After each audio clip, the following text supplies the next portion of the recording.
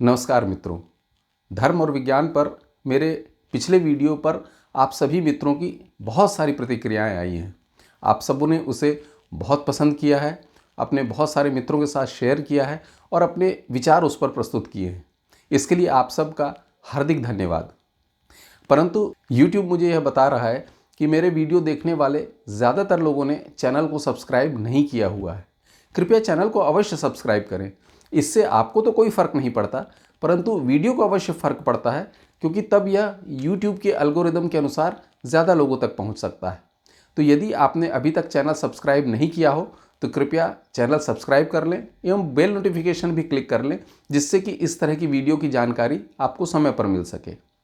तो जो पिछले वीडियो पर हम बात कर रहे थे, आप सब मित्रों ने बहुत अच्छी प्रतिक्रियाएं उस पर दी हैं।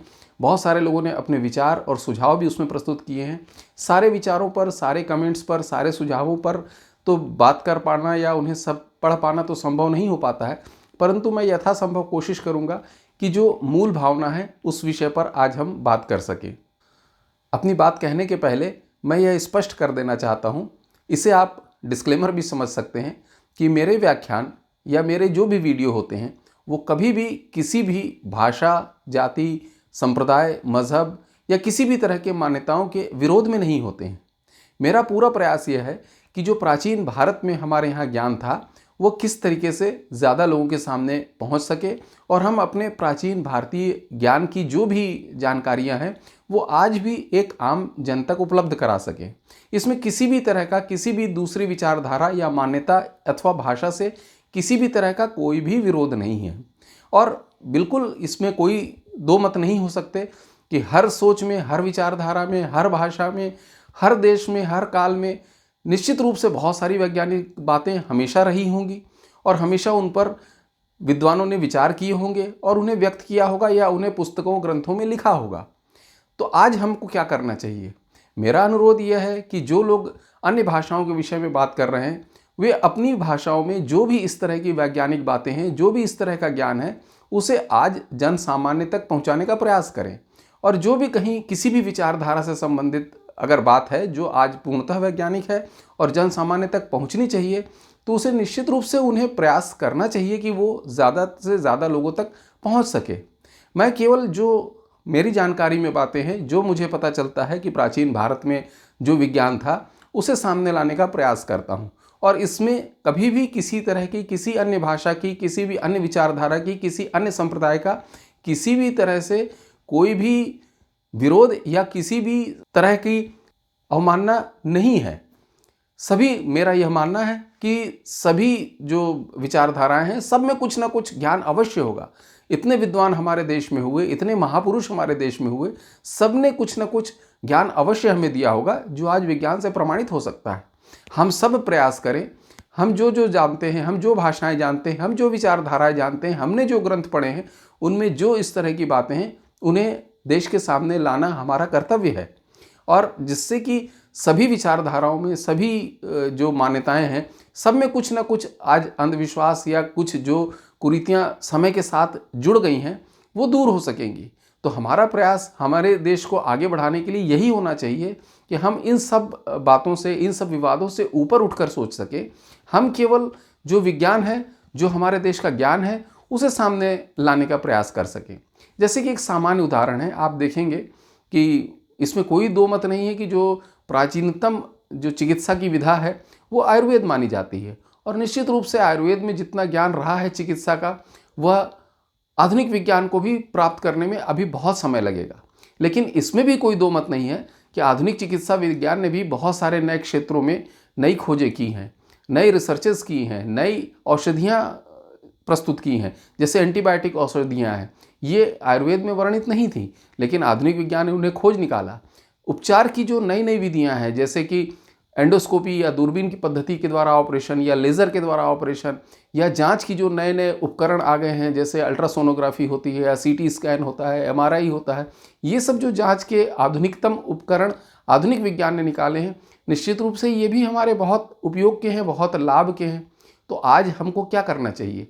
आज हमें यह करना चाहिए कि जो प्राचीन ज्ञान हमारे पास उपलब्ध है, हम उसे भी खोजने के प्रयास करें, उसमें बहुत सारी ऐसी बातें हो सकती हैं जो आज हो सकता है आधुनिक विज्ञान को भी नहीं मालूम हो, तो हम उसमें से अपना ज्ञान प्राप्त करें और आधुनिक विज्ञान जो तेज़ी से आगे बढ़ रहा है उसके समर्थन में साथ में मिलकर काम करें।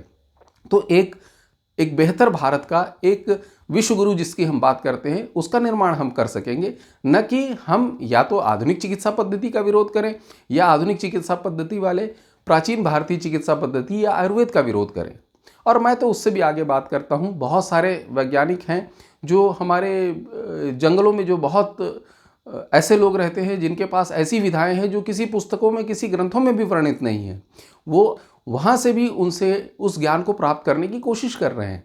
तो हमें ज्ञान कहीं से भी मिलता है, और यदि वो वैज्ञानिक है, यदि वो विज्ञान द्वारा प्रमाणित हो रहा है और एक आज जन सामान्य के लिए उपयोगी है, लाभदायक है, तो उसे हमें स्वीकार करने में कोई भी हिचक नहीं होनी चाहिए। हमें पूरा प्रयास करना चाहिए कि जो हमारा प्राचीन भारतीय ज्ञान है उसे हम किस तरीके से संवर्धित कर सकते हैं, किस तरीके से उसे हम बचा सकते हैं और किस तरीके से उसे हम ज़्यादा से ज़्यादा लोगों तक पहुंचा सकते हैं। नहीं तो समय के साथ धीरे धीरे वो चीज़ें विलुप्त हो जाएंगी। तो हम जाति या संप्रदाय या मज़हब या भाषा की सीमाओं से ऊपर उठकर देश के विषय में सोच सके, ज्ञान के विषय में सोच सके, विज्ञान के विषय में सोच सके।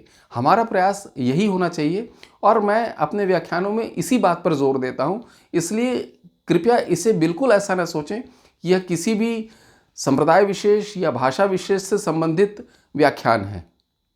और दूसरी एक और बहुत महत्वपूर्ण बात है कि किसी भी एक व्याख्यान से या किसी भी एक वीडियो से पूरे विषय की जानकारी दे पाना संभव नहीं होता है। इसलिए मेरा अनुरोध यह है कि यदि आपके पास समय हो तो मेरे अन्य वीडियो जो अन्य विषयों पर भी हैं उन्हें भी एक बार देखने का प्रयास करें। तो हो सकता है कि बहुत सारे आपके प्रश्नों के उत्तर मिल जाएं। और यदि उसके बाद भी आपको कोई शंका रह जाती है तो यदि आप प्रश्न करते हैं तो मैं यथासंभव उनके उत्तर देने का प्रयास अवश्य करूँगा। मुझे एक कहानी याद आ रही है कि किसी नगर में एक इतिहासकार रहता था। एक बार उसने पिछले 5000 वर्षों का इतिहास लिखने की ठानी। वह अपने शोध में जुट गया, लगातार अध्ययन करता था, लोगों से मिलता था, जगह जगह की यात्राएं करता था और कई वर्ष उसने लगा दिए पिछले 5000 वर्षों का इतिहास लिखने के लिए। उसने अपना पूरा जीवन लगभग उस 5000 वर्ष के इतिहास को लिखने में समर्पित कर दिया। कोई उसने कोना नहीं छोड़ा, किसी तरह के ग्रंथ नहीं छोड़े, किसी तरह के लोग नहीं छोड़े, किसी तरह की देश काल की भाषाएं नहीं छोड़ी। जहाँ से वो जो भी चीज़ें प्राप्त कर सकता था वो सब उसने सम्मिलित की अपने उस अद्भुत ग्रंथ में। एक दिन जब उसका ग्रंथ पूर्णता के समीप था तो अचानक उसे अपने घर के बाहर कुछ कोलाहल सुनाई दिया। वह तुरंत उठकर बाहर गया तो वहाँ बहुत भीड़ लगी हुई थी। लोगों से पूछने पर उसे यह पता चला कि अभी अभी यहाँ थोड़ी देर पहले एक एक्सीडेंट हो गया। उसने पूछा कि क्या हो गया, कैसे हो गया? तो एक व्यक्ति ने कहा कि वो सामने वाला जो गाड़ी वाला था उसने शराब पीकर इस व्यक्ति के ऊपर गाड़ी चढ़ा दी। वहीं पर दूसरा व्यक्ति खड़ा था, उसने कहा तुम कैसी बातें करते हो, कार वाला शराब नहीं पिए हुआ था, वो तो ये व्यक्ति शराब पीकर रोड के बीच में चल रहा था इसलिए दुर्घटना हो गई। इसके बाद तीसरे व्यक्ति ने कहा कि नहीं, वो तो बीच में अचानक रोड में गड्ढा आ गया, इसकी वजह से गाड़ी बहक गई। चौथे व्यक्ति ने कहा कि नहीं, गाड़ी के टायरों में हवा अचानक निकल गई इसलिए हुआ। पांचवें व्यक्ति ने कहा कि ब्रेक फेल हो गए थे। ऐसे जितने लोग थे वहाँ पर सबने अपने अपने विचार व्यक्त करने शुरू कर दिए। कोई ड्राइवर को दोषी ठहरा रहा था, कोई उस व्यक्ति को दोषी ठहरा रहा था, कोई सड़क को दोषी ठहरा रहा था, कोई मौसम खराब बता रहा था, कोई अंधकार को दोष ठहरा रहा था। इस तरह से जितने लोग थे, किसी ने कहा कि एक कुत्ता बीच में आ गया, उसको बचाने के लिए ये दुर्घटना हो गई, वगैरह वगैरह। तब उस इतिहासकार ने यह सोचा कि यहाँ अभी जो तत्काल इसी समय जो घटना घटी है उस विषय में ही जब इतने लोगों के इतने भिन्न भिन्न विचार हैं तो मैं कहाँ पिछले 5000 वर्षों का इतिहास लिख रहा हूँ, जिसमें कि बहुत सारे लोग उस समय के जो समकालीन लोग रहे होंगे वो तो आज हैं भी नहीं। तो आज जो हमारे पास जानकारियाँ हैं वो तो केवल सुनी सुनाई जानकारियाँ हैं। तो जब यहाँ प्रत्यक्षदर्शी लोगों के सामने ही और जो घटना अभी तुरंत हुई है उसके विषय में ही इतने प्रत्यक्षदर्शियों के भिन्न भिन्न विचार हो सकते हैं, तो हम ये कैसे मान सकते हैं कि पिछले 5000 वर्षों में जो घटनाएं हुई उनमें सबके विचार समान ही होंगे? और ऐसा कहा जाता है कि उसने तुरंत लौट के अपना ग्रंथ वहीं पर फाड़ दिया और लिखना बंद कर दिया। तो कहने का तात्पर्य यह है, उस कहानी का जो सार है, जो हमें सीख मिलती है वह यह है कि हमेशा हर विषय पर, हर घटना पर लोगों के विचार भिन्न भिन्न हो सकते हैं। हमारे लिए महत्वपूर्ण क्या है? हमारे लिए महत्वपूर्ण यह है कि हम उससे क्या सीख लेते हैं। हमें जो घटना पता चलती है उससे हम क्या सीख लेते हैं। जैसे कि एक बहुत प्रसिद्ध कहावत है, आपने अवश्य सुनी होगी, जिसमें यह कहा जाता है कि आम जो मनुष्य होते हैं वो व्यक्तियों के बारे में बात करते हैं, लेकिन जो विद्वान मनुष्य होते हैं, जो उस घटना के पीछे जो विचार है, जो उसके पीछे ज्ञान है, उसके विषय में बात करते हैं। तो हमें भी ऐसा ही होना है। हम व्यक्तियों की बातें न करें, हम इस पर बात करें कि उसके पीछे जो संदेश है वो हमारे लिए क्या है, हमारे लिए सीख क्या है, हमारे लिए ज्ञान क्या है, जो हमारे लिए जीवन में उपयोगी हो सकता है। तो हम उसको देखने का प्रयास करें। और अक्सर ऐसा होता है कि हमारे जो विचार या हमारी जो मान्यताएं बनती हैं, इस विषय में एक वीडियो मैं पूर्व में भी पोस्ट कर चुका हूं, जिसकी लिंक मैं ऊपर आई बटन में एवं नीचे डिस्क्रिप्शन बॉक्स में दे दूंगा, जहां पर क्लिक कर कर आप उसे देख सकते हैं, जिसमें हमने सामान्य मनुष्य के मस्तिष्क की जो तुलना है वो आर्टिफिशियल इंटेलिजेंस से की है, जिसमें यह स्पष्ट होता है कि हमारे विचार किसी भी तरह के क्यों बनते हैं। तो जब हमारे विचार किसी एक विशेष विचारधारा से प्रभावित हो जाते हैं, किसी एक मान्यता से प्रभावित हो जाते हैं, तो हम केवल वही सुनना चाहते हैं, हम दूसरा पक्ष सुनना ही नहीं चाहते हैं, और इसीलिए कई बार हम सत्य से दूर रह जाते हैं। और वही जो पिछले वीडियो में मैंने एक कहानी भी बताई थी कि लोग इतना ज़्यादा अपने विचारों पर अड़ जाते हैं कि वो सत्य जानने के बाद भी यही कहते हैं कि जब हम मानेंगे तब ना, वो मानने के लिए ही तैयार नहीं होते। तो यह विषय क्यों उत्पन्न होता है? यह विषय इसलिए उत्पन्न होता है क्योंकि हम सब बहुत सारी विचारधाराओं से, बहुत सारी मान्यताओं से इतना ज़्यादा प्रभावित रहते हैं कि हम कुछ भी उससे भिन्न यदि पता चलता है, यदि उससे कुछ भी अलग हमें बात पता चलती है, तो हम उसे स्वीकार करने के लिए तैयार नहीं होते। मनोविज्ञान में इसे कॉग्निटिव डिसोनेंस कहा जाता है। तो हमारे लिए क्या महत्वपूर्ण है? हमारे लिए महत्वपूर्ण यह है कि हम जो भी चीज़ें आज तक जानते आए हैं, जो बचपन से जानते आए हैं, जो लोगों से सुना है, जो हमारी विचारधाराएं हैं, जो हमारी मान्यताएं हैं, उनके विपरीत, उनके विरोध में यदि हमें कोई बात पता चलती है, तो हमें उसका गहराई से निष्पक्ष होकर अध्ययन करना चाहिए। और उसके बाद यदि वह बात सत्य है तो हमें उसे स्वीकार करना चाहिए, क्योंकि बहुत सारी बातें कई बार देश काल परिस्थिति के अनुसार, समय के अनुसार परिवर्तित भी हो जाती हैं। और एक और जो बहुत महत्वपूर्ण बात है कि कभी भी हमें यह नहीं सोचना है कि यह किस व्यक्ति ने कहा, कब कहा, किसने पहले कहा, किसने बाद में कहा, इन सब बातों का हमारे लिए कोई उपयोग नहीं। किस भाषा में कहा गया, इसका भी हमारे लिए कोई उपयोग नहीं। कौन सी भाषा पहले आई, कौन सी भाषा बाद में आई, कौन सा व्यक्ति पहले आया, कौन सा व्यक्ति बाद में आया, इससे क्या फ़र्क पड़ता है? हमारे लिए वह ज्ञान उपयोगी है अथवा नहीं, और यदि उपयोगी है तो हम उसे और अन्य जन सामान्य के लिए कैसे उपलब्ध करा सकते हैं, कैसे उसे प्रचारित प्रसारित कर सकते हैं। हमारा उद्देश्य यही होना चाहिए, तभी हम मानव समाज को विकसित कर सकते हैं। और जो मानव समाज में जो दावे प्रस्तुत किए जाते हैं कि कुरीतियाँ हैं या अंधविश्वास हैं, उनसे हम बच भी सकते हैं।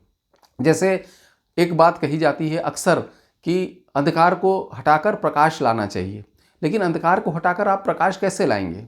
अंधकार को आप शक्ति से कभी नहीं हटा सकते। अंधकार है क्या?